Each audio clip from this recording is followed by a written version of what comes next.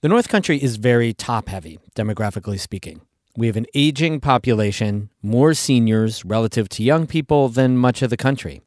And many of those seniors live on very limited incomes. They struggle with housing and food insecurity. New York's Office for the Aging is working on a new plan to help seniors statewide. So they're asking for people's input. We visit a session in Gouverneur on today's story of the day. Support for Story of the Day is provided by Renew Architecture and Design, designing camps, custom homes, and more throughout NCPR's listening region. Details at renewarchitecture.com.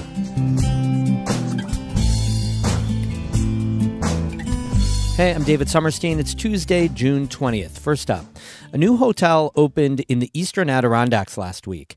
The Lodge at Schroon Lake was a $25 million project that was partially funded by a state grant. Governor Kathy Hochul was in Schroon Lake for the hotel's grand opening. Emily Russell reports. Last Friday, Governor Kathy Hochul stepped in front of a podium in the newly renovated Lodge at Schroon Lake. You know I love the North Country. Not allowed to play favorites, but I do love the North Country. And Behind her hung a full-size canoe, huge framed prints of fish, fishing tackle, and flies, giving off a very Adirondack resort vibe. This particular place is more than 100 years old. 1917 opened up as a place of respite for people coming out of New York City for the summer. Like so many parts of the North Country when there wasn't air conditioning. This is the place people came to just recharge and reconnect with their families. Back then, it was known as the Brown Swan Club.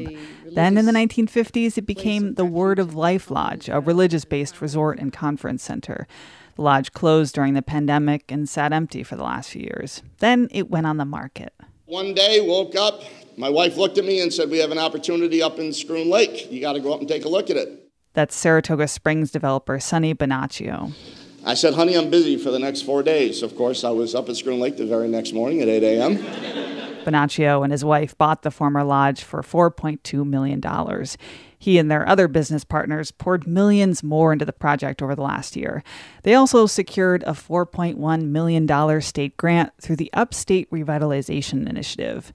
At Friday's grand opening, Hochul said she sees that kind of funding playing an important role in projects like this one. But sometimes the state can be a catalyst and show that we have faith in you, that we believe in this project. And that's what I want to continue doing all over the state of New York, is giving sometimes the last mile, that extra money that will get you over the finish line during tough times. So the lodge at Schroon Lake has 116 rooms, as well as cabins, suites, and a 10,000 square foot restaurant. The owner says they've already booked a handful of weddings there this summer. In the last few years, there have been other hotel openings and renovations in Adirondack hubs like Saranac Lake and Lake Placid. Essex County Board Chairman Sean Gilliland said he's hopeful for the region's future. This event today is, I would say, is an event within the larger renaissance of our county and of the Adirondacks itself. At the end of the event, Hochul, the hotel developers, and a few other county and state officials were handed large scissors to cut the ribbon at the new lodge at Schroon Lake. Ready to cut? 1, 2, 3. Emily Russell, North Country Public Radio. 2 airports in the North Country were among more than a dozen statewide to get federal funding for upgrades.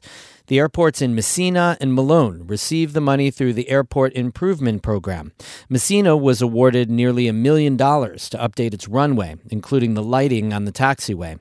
Malone got a $90,000 grant from the federal program, which will go towards studying the facility.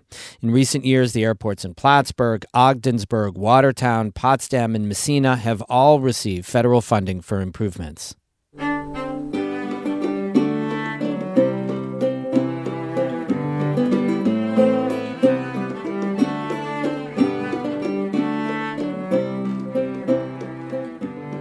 Last month, the State Office for the Aging held a public forum in the St. Lawrence County town of Gouverneur. It was part of an effort to get public feedback as the state works on its next 4-year plan for helping older adults and the people who take care of them. Our reporter Lucy Grindon was there and has our story. Representatives from the State Office for the Aging and local seniors are gathered at the Gouverneur Community Center. I'm Crystal, and I'm from the New York State Office for the Aging, and I'm here to talk about our state plan. Crystal Collette is the Assistant Director for Special Projects with the State Office for the Aging. We're such a small group. I want to keep this really informal. We're talking a really small group. Just 4 seniors. The officials actually outnumber them. After Collette goes over the state's plan, she asks for their feedback. I'm wondering what thoughts you all have about services for older adults. Any questions you have about this process of putting together the state plan, or just what's on the top of your mind that you want me to bring back to Albany. One woman says she's been worrying about how to afford the food she needs since her SNAP benefits decreased a few months ago. The Office for the Aging actually serves a free lunch here at the community center every weekday. Dan Spellman runs the community center, and he pipes up to say something. You're not alone. 56% of our community right here in Gouverneur lives below the poverty line. So don't feel you're alone, but call for help. Don't hesitate. The Office for the Aging also does meal deliveries to senior living facilities and to individual homes. The woman didn't know that until this meeting. But you have that here. You don't deliver that, right? They deliver to Pine Grove every day? No, I know. I don't live at Pine Grove anymore. Oh, you don't live there? Where do you No, live? I went back home. Talk to these ladies. Yep, talk They to us deliver and to your house. we can help. We can help you figure out food options. They can deliver daily, weekly, any way you like it. They'll deliver to any senior, regardless of their financial situation. That's actually my favorite part, is the home delivered meals, to go out and see them.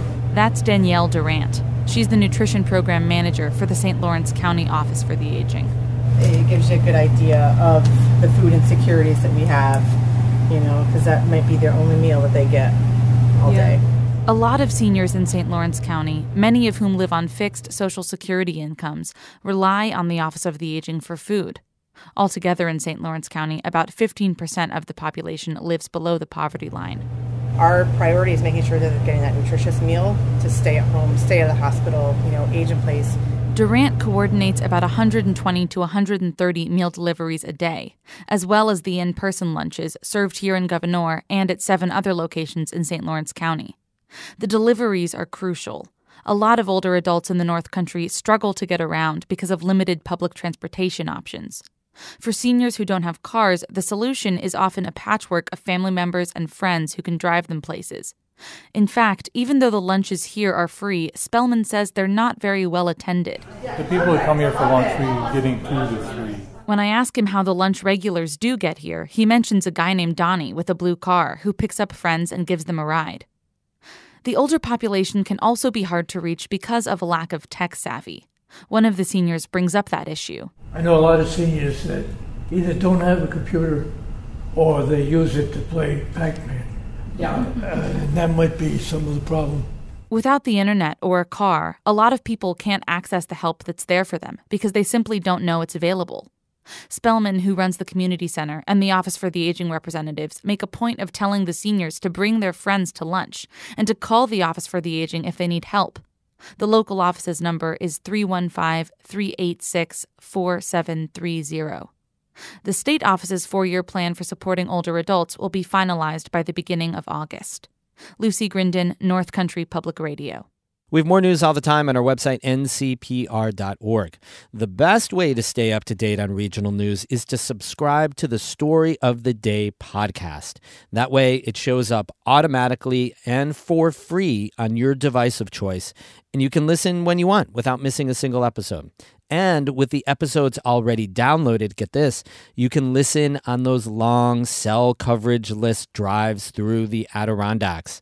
Subscribe to Story of the Day in your podcast app of choice, or just go to ncpr.org/podcast to get started.